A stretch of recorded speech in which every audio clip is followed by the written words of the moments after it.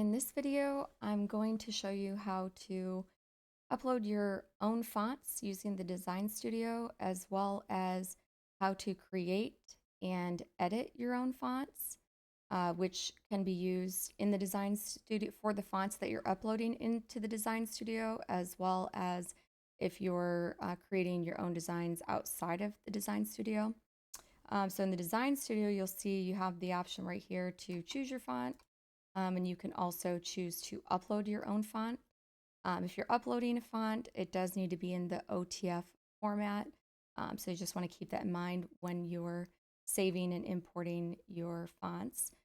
So to start, I suggest downloading a program like FontForge. And you can also use 1001 fonts to download the different fonts that you'll be using.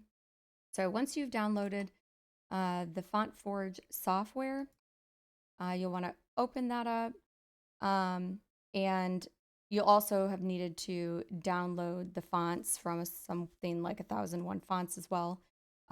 So in FontForge, you're going to simply select your font and open it up under the OpenType.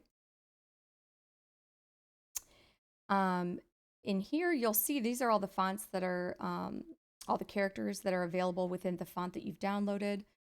So if you wanted to edit one of the characters, for example, double click on the letter, and then the lines are going to be your guide for where is top and bottom. So say, for example, with this J, if you think it's a little bit too low, you can, oh, don't do that.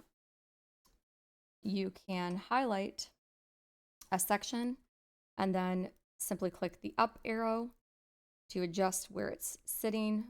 For metal art designs, of course, you want to make sure that it's always touching the lines, top and bottom. But you can see how I'm doing here. I'm highlighting only the section that I want to move.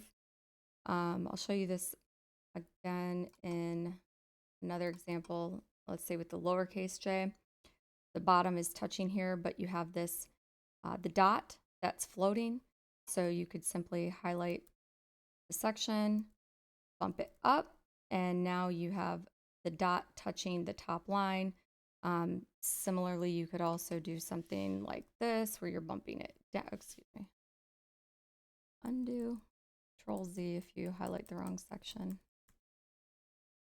Make sure it's all highlighted and then drag it down.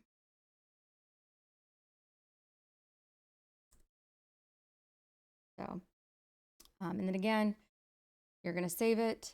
And if you're uploading it into the Design Studio, make sure you're saving it as the OTF format.